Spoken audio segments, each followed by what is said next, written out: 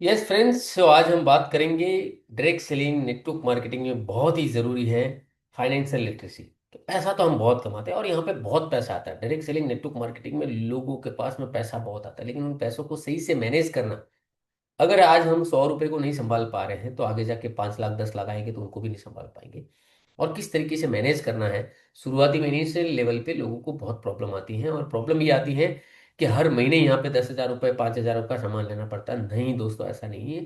ये सब मैनेजमेंट का, तो money management and financial literacy, पैसा कहाँ खर्च करना है, कहाँ इन्वेस्ट करना है, कैसे करना है, कितना करना है, आज इसके ऊपर हम सब जो है बात करने वाले हैं। सो मैं मेरी पीपीटी ऑन करता हूँ और मेरी स्क्रीन आपको विजिबल होगी। राइट। और तो आज का जो हमारा टॉपिक है, 7 कोर प्रिंसिपल्स जो हैं वो हैं फाइनेंशियल लिटरेसी के ऊपर है, कि पैसों को किस तरीके से जो है हम करें। तो देखिए क्या होता है, जब हम बिजनेस की शुरुआत करते हैं तो हमारे बिजनेस में जो है ना प्रोडक्ट ऐसे हैं जो हमारे घर में यूज होते हैं। राइट। तो करना क्या है कि हमारा जो बिजनेस का जो, जैसे कि एक दुकान होती है तो दुकान पे गल्ला होता है। राइट। दुकान पे गल्ला अलग होता है, और जो दुकानदार है यानी बिजनेसमैन है, उसका पर्सनल वॉलेट जो रहता है वो अलग होता है। वो गल्ला और वॉलेट एक नहीं रहता है। सेम वैसे ही हमारा ये बिजनेस है। तो हमारे बिजनेस के लिए एक अलग से आप फंड रखने के लिए पॉकेट बनाइए, कूलर बना दीजिए। उसमें जो है पैसा रखना है। पर्सनल आपका अलग रहेगा। अब समझो आपके घर में आपने खाने का तेल साबुन तेल पेस्ट वगैरह यूज करने के लिए लिया है। तो कितने का लिया है? सपोज आपने एक पेस्ट लिया, सपोज 100 रुपए का, अपने पर्सनल यूज के लिए, घर के लिए। तो आप अपनी पॉकेट से, बिजनेस की पॉकेट में वो 100 रुपए डालना है, ताकि जब तक वो मंथ एंड तक प्रोडक्ट खत्म हो जाएगा तब तक वापस जो आपने 5,000 या 10,000 का भाव आप रोलिंग कर रहे हैं, वो वापस उतना जमा होना चाहिए। आपने किसी को रिटेल किया, किसी को दिया है, आपने लॉयल कंज्यूमर को, तो उसका जो है पैसा उसमें डालना है। ऐसा नहीं कि वो पैसों से आपने कोई सामान खरीद लिया, सब्जी लाया, ये लाया वो लाया, नहीं। वो पैसा आपको अलग रखना है। अगर ऐसा नहीं करेंगे तो इस तरीके से हमें हर महीने ऐसा लगेगा कि मेरे को तो यार हर महीने यहाँ पर 10,000 रुपये लगाना पड़ता। नहीं। डायरेक्ट सेलिंग नेटवर्क मार्केटिंग ये बिजनेस में सिर्फ एक ही बार इन्वेस्टमेंट है। बाकी उस पैसों को जो है रोलिंग किया जाता है। तो उसके लिए अगर आप सही से मैनेज करोगे तो बहुत जल्दी, और अपनी टीम में भी ये सिखाना है। क्योंकि हर महीने लोग जो है सामान नहीं लेते, नहीं लेने का कारण यही है कि सामान लाया, फिर उसका जो पैसा आया, सब्जी लाई, मार्केट से सामान लाया, ये लाया वो लाया, और फिर बचता ही नहीं। और फिर धीरे धीरे उनको लगता है कि हर महीने कैसे करें। तो अगर हमने सही तरीके से उनको एक फाइनेंशियल डिसिप्लिन बना सिखा दिया, तो जो है वो अच्छे से जो है मैनेज कर पाएंगे। राइट। फिर है इनकम बराबर प्रॉफिट। सबसे पहली क्लैरिटी ये रही है, इनकम यानी जो आया और प्रॉफिट जो है बचा। अब जो पूरा का पूरा जो इनकम आया है वो आपका इनकम इनकम इनकम है, वो प्रॉफिट नहीं है। राइट। तो हमें जो है कुछ चीजें जो है अपने ऊपर री इन्वेस्ट भी करनी है। जैसे मीटिंग ट्रेनिंग हो गई, राइट, जैसे पर्सनालिटी डेवलपमेंट के लिए हो गया, ग्रूमिंग के लिए हो गया। क्योंकि हमें आगे जाना है, तो ऐसा नहीं कि जो पैसा आया उसको खर्च कर दिया। हम क्या होते हैं ना, बहुत ही एक्साइटेड रहते हैं, जैसे चेक आया हम खर्चा करना शुरू कर देंगे, या ये ले लिया वो लिया है, जिस चीज़ की जरूरत नहीं है वो हम ले लेते हैं कभी कभार। और ये बाद में, तो सबसे पहला इस बिजनेस में री इन्वेस्ट करना है। और री इन्वेस्ट का मतलब ये नहीं कि प्रोडक्ट लेना, री इन्वेस्ट का मतलब सीखने के लिए, लर्निंग के लिए। आप अपनी, अगर ब्लेजर वगैरह नहीं है तो पहला गोल बनाइए कि मेरी जो इनकम आएगी उससे मैं एक अच्छा ड्रेस कोड ले लूंगा, अच्छे शूज ले लूंगा, राइट, एक अच्छी घड़ी ले लूंगा। है ना, ज़्यादा हाई फाई भी नहीं, लेकिन जितना आप अफोर्ड कर सकते हैं इनकम के हिसाब से, जो नहीं है अभी। राइट। आप पहले महीने में एक बार सलून जाते थे, अब 2 बार जाएंगे। राइट। तो इस तरीके से जो है हमें अपने, उसको बोलते हैं इन्वेस्टमेंट अपने ऊपर। देखिए, कहा जाता है कि स्टॉक मार्केट में इतना रिटर्न मिलता है, म्यूचुअल फंड में इतना, गोल्ड में इतना, सिल्वर में इतना, जो अब भाव बढ़ा हुआ है। लेकिन सबसे ज्यादा रिटर्न जो मिलता है वो मिलता है सेल्फ इन्वेस्टमेंट। जो खुद में इन्वेस्ट करेगा वो सबसे ज्यादा कंपाउंडिंग के साथ में कहीं गुना जो है सबसे ज्यादा जो है रिटर्न मिलने वाला है। तो सबसे पहले खुद के लिए, खुद के ऊपर इन्वेस्टमेंट करें। Self investment and personal brand है, खुद की एक ब्रांड बनाए। डायरेक्ट सेलिंग में सबसे बड़ा एसेट जो है आप खुद है। क्योंकि देखिए यहाँ पे कोई दिखाने के लिए क्या है, हम खुद ही शोरूम है। हमारी बिजनेस का जो शोरूम है वो हम खुद हैं। हमारे बिजनेस की जो ब्रांड एम्बेसडर है वो हम खुद हैं। तो हमें खुद, हमारी जो पर्सनैलिटी है वो वैसी दिखनी चाहिए बिजनेस में। तो सेल्फ इन्वेस्टमेंट हमें करना है अपनी पर्सनल ब्रांडिंग के लिए। सोशल मीडिया प्रेजेंस बढ़ाने के लिए आप कर सकते हैं। और मेन तो अपनी ग्रूमिंग एंड पर्सनैलिटी के लिए। और कोई भी मीटिंग ट्रेनिंग मिस नहीं करनी है। मीटिंग ट्रेनिंग चाहे 100 रुपए की हो, 1,000 की हो, 5,000 की हो, आपके शहर में हो, आपके अड़ोस पड़ोस में हो। देखिए दोस्तों, बहुत बार ऐसा होता है कि हमारे अपलाइन हमें बोलते हैं कि मीटिंग अटेंड करनी है, और हम बोलते हैं कि अरे इतने दिन मैं सपोज मैं मुंबई में हूँ तो कि दिल्ली जाना है, तो लगता है कि अरे मैं दिल्ली तो दूर है, मुंबई में होता तो मैं अटेंड करता। लेकिन दोस्तों वही आप सोचिए कि ये दिल्ली 3 दिन के लिए या 2 दिन के लिए या एक दिन की भी मीटिंग हो सकती है। ये हमें कुछ सीखने के लिए मिलता है। अब आप सोचो, मैं जहाँ पे जाता हूँ, सपोज मेरे को एमबीबीएस करना है, तो मेरे एरिया में एमबीबीएस का कॉलेज नहीं है, तो मेरे को पूना हो सकता है जाना पड़े, मेरे को हो सकता है कि वेस्टर्न में बोरीवली साइड में जाना पड़े, चेंबूर में जाना पड़े। मैं जहाँ रहता हूँ वहां पे नहीं है, तो दूर जाना पड़ेगा, सीखना है तो करना पड़ेगा, क्योंकि वो कॉलेज मेरे घर के बाजू में नहीं आने वाला। राइट, सेम वैसा ही है दोस्तों, कि अगर हम 15 20 25 हजार कमा रहे हैं, अपने एरिया की मीटिंग अटेंड करें, लेकिन अगर 1 लाख 5 लाख का गोल है आपका, तो आपके अपलाइन मेंटर जहां पे भी बोल रहे हैं आपको जाना है, उसके लिए जो है आपको पैसा रिजर्व करके रखना है। ऐसा नहीं है कि जब मीटिंग आएगी तब हम पैसा अरेंज करेंगे, बिल्कुल नहीं। वो आपके पास पहले ही जो है रिजर्व होना चाहिए। और वही इन्वेस्टमेंट है, वो खर्चा नहीं है। लोग बोलते हैं मीटिंग में गए, अरे वो उतना खर्च हो जाएगा, खर्च नहीं, वो इन्वेस्टमेंट है। वहाँ हमारी सेल्फ इमेज बनती है, कॉन्फिडेंस बिल्ड होता है, लोगों को देखते हैं, वहाँ पे टेस्टिमोनियल्स आते हैं, काफ़ी सारी चीज़ें जो सीखने को मिलती है। तो आज के बाद अगर आपको बिजनेस में सफल होना है, अगर सपने पूरे करने हैं, तो आपके अपलाइन जो भी आपको बोले, वो मीटिंग बिल्कुल मिस नहीं करनी है। यहाँ तक कि आपके अपलाइन को तो बोलने की जरूरत ही नहीं पड़नी चाहिए। राइट, कि आप मीटिंग में आ रहे हो कि नहीं आ रहे हो, आपके अपलाइन को ये पूछना चाहिए कि आपके कितने लोग आ रहे हैं उस मीटिंग में।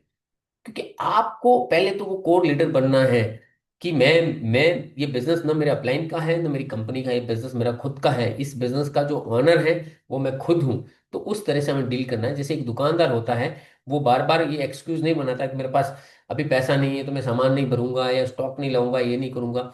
वो तो पहले स्टॉक ला के रखता है, फिर कस्टमर आते हैं, आते भी हैं नहीं भी आते हैं, लेकिन उसके पास पड़ा रहता है। तो हमें इतना तो बड़ा इन्वेस्ट नहीं करना है 5 10 लाख रुपए का, लेकिन हमारे पास में एक 10 15 हजार का प्रोडक्ट हमारे साथ में रहे, और कम से कम वो जो इनकम आ रही है उसको सेव करते रहें, उसको रिजर्व करते रहें, ताकि जो है आप जो है कोई भी मीटिंग टिनिंग आए तो टिकट बुक कर सके और ट्रैवल कर सके। क्योंकि आने वाले समय में दोस्तों आगे बहुत सारे जो है फॉरेन ट्रिप्स वगैरह आपको फ्री में मिलने वाले हैं, लेकिन उसके लिए पहले हमें जो है सीखना पड़ेगा।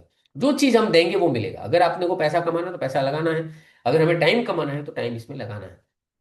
पर्सनल डेवलपमेंट, कम्युनिकेशन स्किल के लिए कुछ किताबें वगैरह पढ़नी है आपको, तो वो किताबें खरीदिए, जो भी आपके अपलाइन सिस्टम बता रहे हैं वो। लीडरशिप माइंडसेट से लेकर आपकी टीम के लिए, कंपनी की जो भी मीटिंग्स ट्रेनिंग्स हो रही हैं, सेमिनार हो रहे हैं, नज़दीक हो दूर हो जहाँ पे भी हो, लेकिन आपके अपलाइन मेंटर वहाँ पे हैं तो आपको जाना ही जाना है।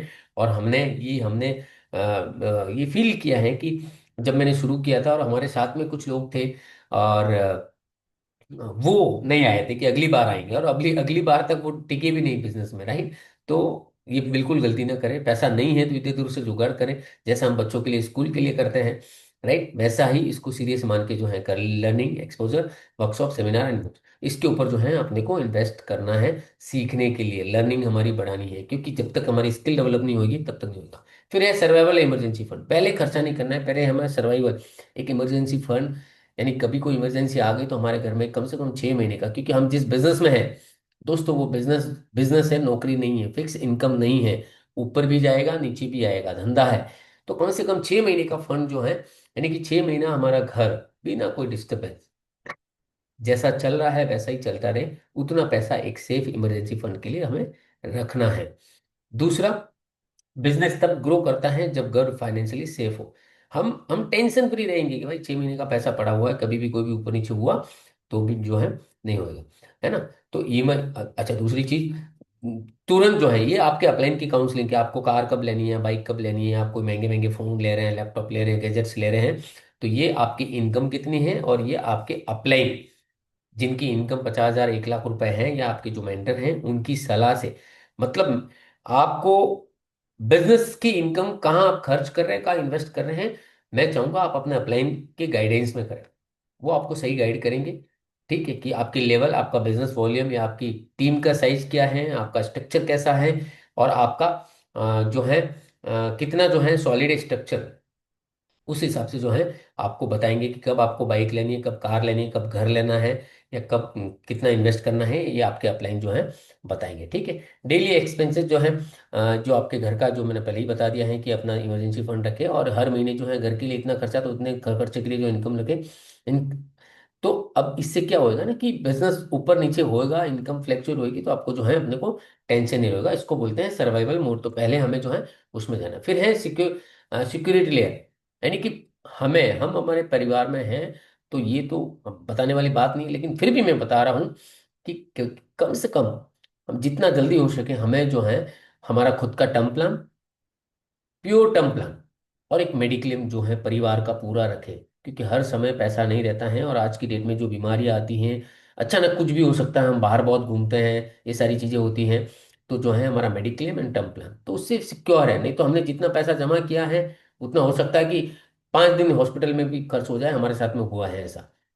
इसके लिए जितना जल्दी हो सके, साल का कितना आएगा एक फैमिली का अगर देखा जाए तो 15-20 हज़ार, जो भी आपको बेस्ट लगे, एक सही एडवाइस लेके जो है मेडिक्लेम और टर्म प्लान, जो प्योर टर्म प्लान लेना है, और ये दोनों चीजें ले। Mediclaim no negotiable, whole family cover कम से कम मेडिक्लेम का ले तो कम से कम 5-10 लाख का ले, या उससे भी ज्यादा। आजकल तो बहुत ही कम प्रीमियम में जो है 20-20, 25-25 लाख का मिलता है, और कैशलेस लेना है, जिसके नेटवर्क में ज्यादा हॉस्पिटल है वो लेना है, ठीक है। टर्म प्लान जो है 10, ये इनकम के ऊपर रहता है और एजुकेशन के ऊपर रहता है, तो वो आप एलिजिबल है कि नहीं वो एक बार आप चेक कीजिए। लेकिन जो है प्योर टर्म प्लान लेने की कोशिश कीजिए, सिर्फ प्रोटेक्शन के लिए। इसको रिटर्न समझ के नहीं कि कितना रिटर्न मिलने वाला है, क्या मिलने वाला है, वो नहीं देखना है, सिर्फ प्रोटेक्शन। और जो है इसकी जो है आप वो सही से समझ के कि कितना आ रहा है, कितना आप पीपीटी कितने साल भरेंगे और कितना साल तक का कवर होएगा। मैक्सिमम आप 80 साल 100 साल तक का ले सकते हैं। ये कोई इन्वेस्टमेंट नहीं है, 2 चीजें बताई, ये कोई इन्वेस्टमेंट नहीं है। कभी कभार क्या होता है, अभी जैसे कोविड में हमने देखा है कि बहुत सारे लोगों का मेडिक्लेम चल रहा था, 1 साल 2 साल तक चला, और फिर उनको लगा कर ये तो यूज हो ही नहीं रहा है, तो फिर वो उन्होंने बंद कर दिया। और जैसे ही बंद किया, मेडिक्लेम ये आ गया, क्या बोलते हैं, कोविड आ गया। और उस समय जो 2 साल भरा वो भी काम नहीं आया, और एक जो प्रीमियम भरा नहीं था उसकी वजह से उनका हुआ। तो दोस्तों, मेडिकल इमरजेंसी कब आती है हमें पता भी नहीं चलता है। तो ये मेडिक्लेम जो है आपको रखना ही है।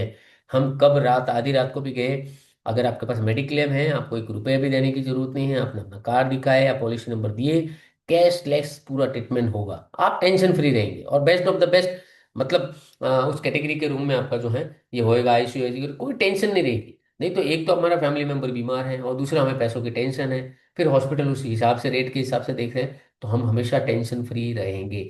तो मेडिक्लेम बिल्कुल जो है अवॉइड नहीं करना है। और हमें लगता है कि अभी हमारा यूज होगा नहीं होएगा, वो नहीं, कभी कब क्या होता है किसी को पता नहीं चलता। मैंने ऐसे बहुत सारे लोग देखे हैं जिनका गए महीने में जो है रिन्यू नहीं करवाया, भूल गए थे या पर्पजली किया था, और इस महीने अचानक इमरजेंसी आ गई 10-12 लाख रुपए, और फिर जो है कुछ नहीं कर पाए। और अचानक से 10-12 लाख रुपए कहाँ से लाने का। और दोस्तों, मेडिक्लेम जो है आपको 15-20 हज़ार में 10-12 लाख रुपए का जो है हमें कवर देता है। टर्म प्लान भी सेम यही है, 25-30 हज़ार रुपए में 1 करोड़ का जो है हमें हमारी सिक्योरिटी देता है। यानी कि हमने 25 हज़ार रुपए देके हम फ्री हो गए 1 करोड़ के लिए, आप सोचो ना। तो ये समझने वाली बात है, और इसमें ये इन्वेस्टमेंट नहीं है कि हमें कितना वापस मिलेगा, ये सोच के हमें करना भी नहीं है, ठीक है। फिर आता है इसके बाद में cash flow management and direct selling में हर महीने इनकम सेम नहीं होती है, अप्स एंड डाउन ये नॉर्मल है, होता रहेगा। बढ़ती भी है, कम भी होती है, डिपेंड्स ऑन टर्नओवर, आप कितना मेहनत करते हैं। अगर कंफर्ट जोन में नहीं है, डेली फील्ड में है, टीम में है, तो इनकम जो है ग्रो होती रहेगी। आने वाला समय जो है डायरेक्ट सेलिंग के लिए बहुत ही ब्राइट फ्यूचर है। हिंदुस्तान में अगले 5 साल में कंपनी जो है, ये इंडस्ट्री जो है अभी 25-30 हज़ार करोड़ से लगभग 1 लाख करोड़ पे जाने वाली है दोस्तों, और बहुत ही तेजी से ग्रो कर रही है। तो फ्यूचर बहुत ब्राइट है। लेकिन फिर भी हमें जो है कैश फ्लो का मैनेजमेंट रखना है, जो मैंने पहले ही बताया कि अगर हम 100 रुपए को नहीं संभाल पा रहे हैं, तो फिर हम 1 लाख 10 लाख को कैसे संभाल पाएंगे। तो जो पैसा आ रहा है वो हमारी मेहनत का है, पसीने की कमाई है, तो उसकी हमें जो है रिस्पेक्ट करनी है, वैल्यू करनी है, right. Simple system, 50% house hold need में, 30% बिजनेस ग्रोथ में। बिजनेस ग्रोथ में री इन्वेस्ट करना ही है। लोग गलती कहाँ करते हैं ना, पैसा आया खर्च किया, पैसा आया खर्च किया, फिर वो कोई मीटिंग ट्रेनिंग आई, कोई ऑफर आ गया, कोई टूल्स वगैरह लेना है, तो फिर हम सोचते हैं कि हमारे पास में पैसा नहीं है। तो बिजनेस के लिए हमें हमेशा पैसा रखना है, ये ध्यान में रखिए। अगर आप हर महीने 1-1 हज़ार रुपये भी बिजनेस के लिए निकालते रहेंगे, हर 6 महीने में कोई बड़ा इवेंट आ रहा है, तो 6 हज़ार रुपये आपकी टिकट की प्राइस होगी, राइट। या 2-2 हज़ार रुपये, आपके 10-20 हज़ार रुपये इनकम आ रही है, 2-2 हज़ार रुपये, 5-5 हज़ार रुपये साइड में रखिए, और ऐसा करके अपना साइड में रखिए। 20% सेविंग करिए आप। सेविंग कहाँ करनी है वो आपके ऊपर है, राइट। लेकिन एक सजेस्ट करेंगे कि सबसे बेस्ट वे जो है म्यूचुअल फंड एसआईपी का रहता है। तो आप शुरुआत कर सकते हैं 1,000-2,000 की एसआईपी से शुरू करिए। प्रॉब्लम क्या होती है, लोग सेविंग कहाँ कब करते हैं, उनको लगता है कि एक बार इनकम बढ़ जाएगी ना तब करेंगे। दोस्तों, कंपाउंडिंग ज़्यादा समय के लिए होता है तब बेनिफिट मिलता है। तो भले आज से शुरू करो, 1,000 रुपये से करो, लेकिन करो। अगर आपका चेक 5,000 भी है ना, तो 1,000 रुपये से शुरू करो। 20,000 का हो जाए, जैसे जैसे चेक बढ़ता है वैसे वैसे एसआईपी का अमाउंट बढ़ते रहिए। मार्केट ऊपर नीचे वो देखना ही नहीं है आपको। क्योंकि हम जो है अगले, ये जो इन्वेस्टमेंट कर रहे हैं हम अगले 15-20 साल के लिए कर रहे हैं। तो वो जो है अपना इन्वेस्टमेंट बढ़ाना है। यानी कि अगर 1 लाख रुपए इनकम आ रही है, तो कम से कम 15-20 हज़ार रुपये आपका एसआईपी म्यूचुअल फंड में, या आप जो भी इन्वेस्टमेंट करते हैं, मैं आपको सजेस्ट नहीं कर रहा हूँ, जस्ट आइडिया दे रहा हूँ। जो मैं करता हूँ मैं आपको बता रहा हूँ, लेकिन आप अपने अपलाइन से या कोई फाइनेंशियल एडवाइजर से आपकी इनकम, घर की परिस्थिति, आपकी लाइफस्टाइल, फैमिली मेंबर्स कितने हैं, उस हिसाब से सब सारी चीजें सोच समझ के आप इन्वेस्ट करें। कहाँ करना है, क्या है, कोई अच्छे फाइनेंशियल एडवाइजर से डिसीजन लेके जो है करें। ऐसे अंधाधुंध इन्वेस्टमेंट नहीं करना है, डबल हो जाएगा, ट्रिपल हो जाएगा, यहाँ पे ज्यादा यहाँ पे कम है, बिल्कुल नहीं। कोई लोभ नहीं, कोई लालच नहीं।